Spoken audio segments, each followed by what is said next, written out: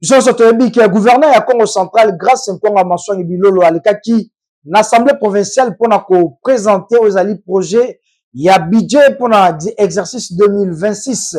Kasi Bondi Melangai, na côté na ye, honorable Serlin Gonda Matumo, na Oazali Eli, ya territoire ya Madimba, ye aebaki kozwa maloba pour na kobimisa, ba faiblesse et belé Oazali na projet, ya budget oyo pe alobaki boye bolanda ye na micro ya Enus Lelo oyo tobengaka Andy Lelo tolanda.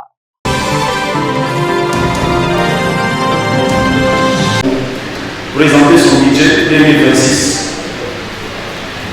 Vraiment, je ne peux que le féliciter, puisque quand j'ai suivi son introduction, j'étais épaté à l'introduction. Il a très bien évoqué les contextes, malgré les agrégations macroéconomiques qui ont dérangé, mais il m'a écarté. Mais malheureusement, je crains que ce soit l'arbre qui cache la forêt. Parce qu'il a très bien évoqué, il a très bien introduit, mais sur le plan technique, les budgets laissent à désirer. Je vais commencer par la donner quelques concepts. Comment est-ce que nous avons les budgets dans notre pays, au niveau de la République du Congo? Il y a trois niveaux. Il y a le niveau central qui est la loi de finances. Il y a le niveau provincial, ce que nous sommes en train de faire là, les budgétaires. Et puis le niveau local qui concerne les décisions budgétaires. En ce qui concerne les budgétaires, malheureusement, l'exécutif provincial a continué à présenter des outils de qualification, de planification avec 5 axes stratégiques. En lieu de place des 6 axes stratégiques, comme le programme du gouvernement national l'a très bien cité. Si vous vous souvenez, l'année passée, j'étais revenu sur cette même remarque. Le gouvernement du central a 6 axes. Mais ici, en province, nous sommes en 5 axes. Ce n'est pas bon, parce que là, apparemment, nous commençons à chercher l'indépendance au niveau vis-à-vis du niveau national. C'est très dangereux. J'avais insisté là-dessus l'année passée, mais la même erreur est revenue. C'est bon. On doit évoluer. Le budget est le résultat de 1. De l'évaluation des ressources disponibles. 2. De la planification des besoins et des projets. 3. De la recherche d'un équilibre financier. Et 4. Le budget d'un acte politique et juridique qui autorise les dépenses publiques. Donc ce que nous sommes en train de faire ici n'est pas de la langue. Ce n'est pas de la routine. On doit évoluer. Il y a beaucoup de mes prédécesseurs qui sont passés, qui ont touché beaucoup de matières ici.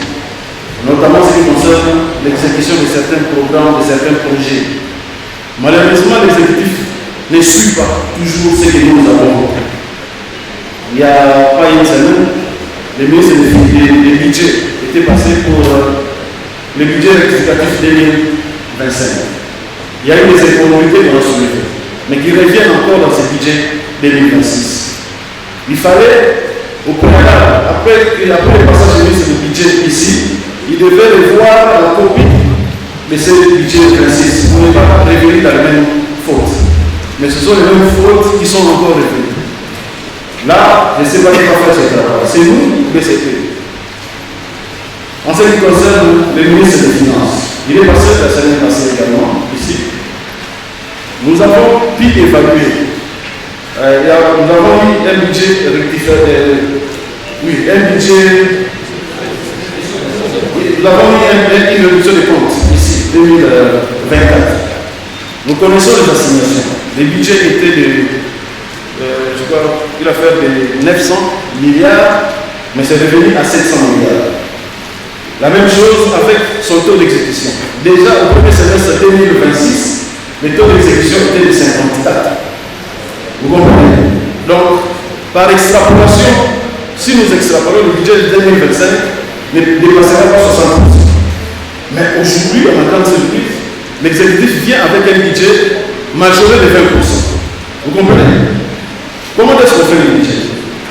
Nous avons la réduction de comptes qui représente l'an -1. Vous comprenez? Et puis le budget en cours ainsi que les prévisions futures qui est l'an +1. Donc à partir des statistiques qu'on va prendre à l'an -1, ainsi que les statistiques de l'an 0, c'est ce qui va produire les statistiques de l'an +1. Vous comprenez? Là, on nous présente un budget avec une majoration de 20%. Où est-ce qu'on va trouver les ressources? Où est-ce que nous allons trouver ces ressources? Ce sont des questions qu'on se pose. Là, c'était pour commencer. Deuxièmement, comme j'ai dit, dans ce budget, il y a beaucoup de problèmes, beaucoup de biais, beaucoup d'incohérences. Pour bien lire le budget, je demande à tout le monde d'aller à l'annexe 1. Puisque le budget s'est mis au niveau de l'annexe 1. C'est ça le tableau représentatif de tout le budget. Rien qu'en interprétant ces tableaux, vous allez voir avec moi qu'il y a beaucoup d'incohérences. Comme j'avais dit, le budget de la province. Le budget de la province a quoi ressources? Il y a des recettes à caractère national, il y a les quantités propres de la production provinciale, ainsi que les recettes exceptionnelles qui peuvent être des dons et des dons. Au niveau des recettes, au niveau central, nous avons 3 niveaux. Il y a la rémunération transférée par le pouvoir central au profit des services déconcentrés.